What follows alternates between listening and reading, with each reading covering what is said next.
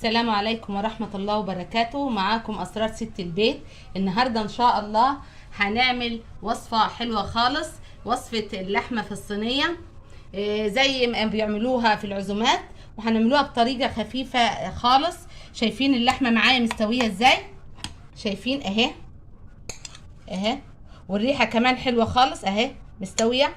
ثواني اجيب بس السكينة ونشوفها مع بعض اهي. شايفين مستويه ازاي وبطريقه حلوه خالص، والريحه خطيره بتاعت التتبيله. هندخل الفيديو ونشوف عملنا التتبيله بتاعت اللحمه دي ازاي اهي. شايفين معانا حلوه خالص ازاي، والتتبيله تفتح النفس اهي. هنشوفها عملناها ازاي بتتبيله حلوه خالص، وهندخل الفيديو ونشوف عملناها ازاي. ودلوقتي هنعمل مع بعض اللحمة، هنعمل مع بعض اللحمة بتاعت العزومات وبتاعت الأفراح. معايا هنا حلة على النار فيها شوية سمنة. هنشوح اللحمة قبل ما نسلقها، نديها تشويحة كده يعني صدمة قبل ما نسلقها.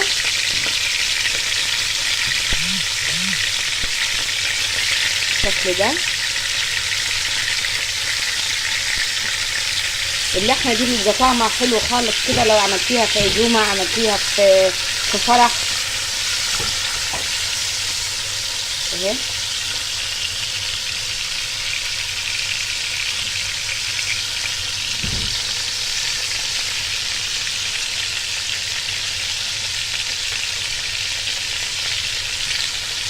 نسيبها على كل جنب شويه تاخد صدمتها.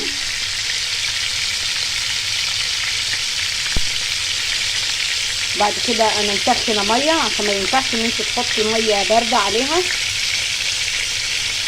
بعد ما تشوحيها وتحطي التوابل بتاعتك تحطي عليها الميه اللي بتغلي.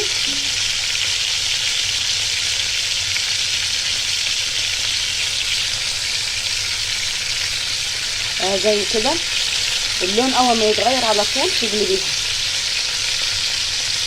هنعمل اللحمه بتتبيله حلوه خالص وخطيره.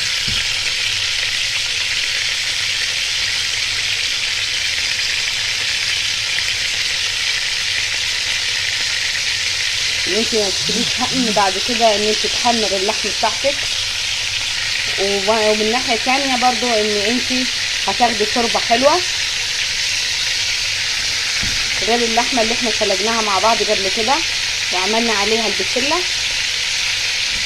ممكن برضو لو عايزه تسلقيها وهي برضو بالصدمه دي وتطبخ عليها عادي.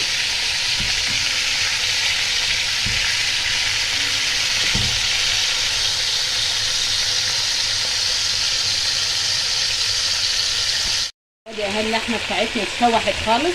شايفين اللون الحلو خالص اللي خدته.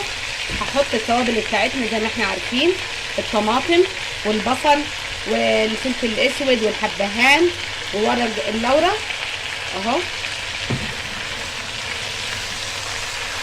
نشوحهم مع بعض كده. وانا غاليه ميه وهحطها عليها دلوقتي ونسيبها لغايه ما تستوي، وبعد كده نشوف صينيه اللحمه بتاعتنا هنعملها ازاي اهي. زي ما قلت لكم لازم الميه تكون بتغلي، ما ينفعش تحط ميه ساقعه اهي. واسيبها لغايه ما تستوي معايا وبعد كده نشوفها مع بعض. وادي معايا هنا طاسه فيها شويه سمنه. نعمل التتبيله اللي احنا هنحط فيها اللحمه ان شاء الله.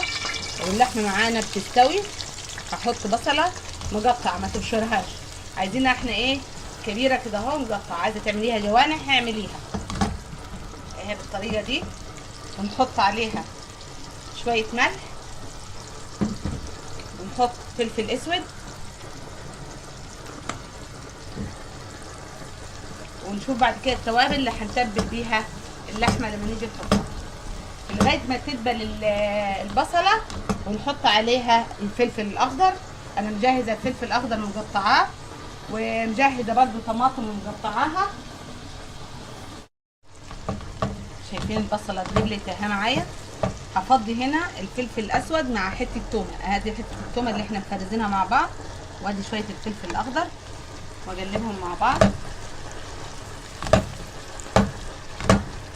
الخلطه دي بتنفع لما تكوني عامله عزومه وعايزه تعمل اللحمه بتاعتك بتتبيله حلوه. بعد ما تتسلق هتعمليها بالتتبيله دي حلوه خالص، بتدي طعم حلو خالص للحمه. وبرده في الافراح بيعملوها بالطريقه دي، كميه اللحمه بيسلقوها وبعد كده بيعملوا الخلطه دي وبيحطوها في الصواني ويحطوها في الفرن بعد كده.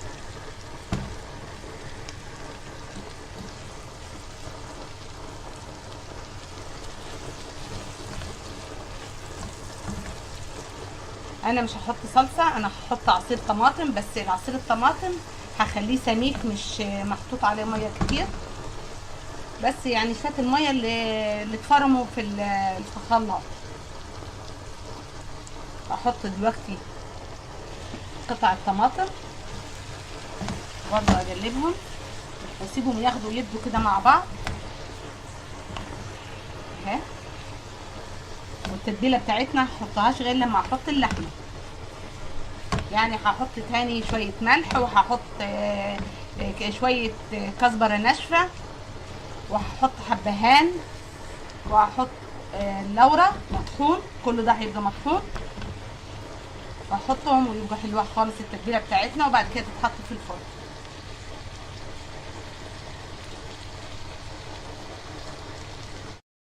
وهحط دلوقتي عصير الطماطم اللي انا عصراه اهو، شايفين سميك ازاي اهو بالطريقه دي اهو.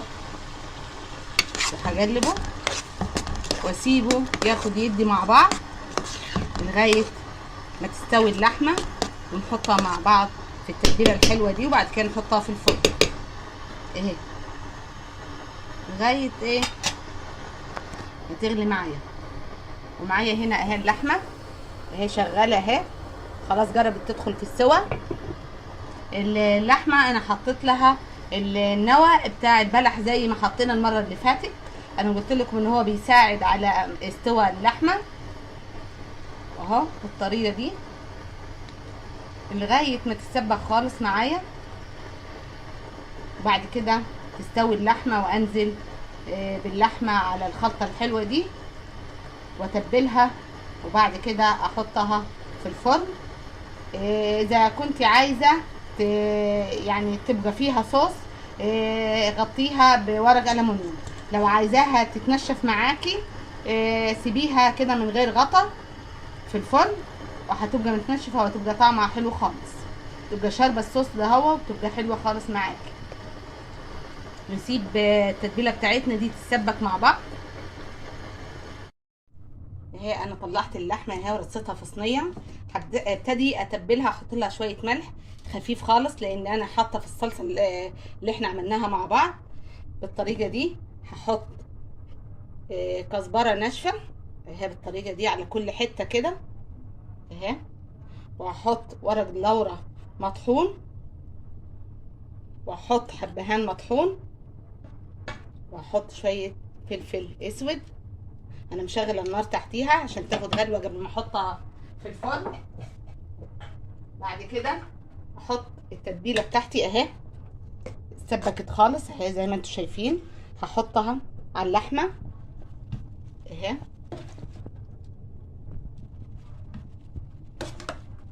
بالطريقه دي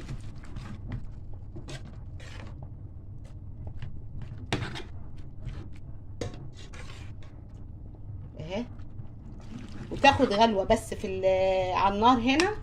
وبعد كده ادخلها في الفرن. انا عايزاها تتنشف، مش هحط ورق ألمونيوم عليها، يعني مش هغطيها، هسيبها كده لغايه ما تتنشف وتاخد الغلوه بتاعتها الكويسه خالص على النار اهي. هيطلعوا شويه لحمه حلوين خالص. عايزه تحطيهم في طاجن حطيهم، انا قبل كده عملت معاكم طاجن اللحمه في رمضان اهي بس بتتبيله مختلفه. بعد ما هتغلي هحطها في الفرن ونشوفها بعد ما تستوي وتطلع من الفرن. وادي اهي الصينيه بعد ما طلعتها من الفرن، شايفين الشكل حلو خالص كمان والريحه حلوه خالص معايا. ان شاء الله تكون عجبتكم الوصفه وتجربوها. اللحمة دي ما بتتعملش غير في العزومات او تتعمل في الافراح بطريقة حلوة خالص، وان شاء الله تجربوها معايا. والسلام عليكم ورحمة الله وبركاته.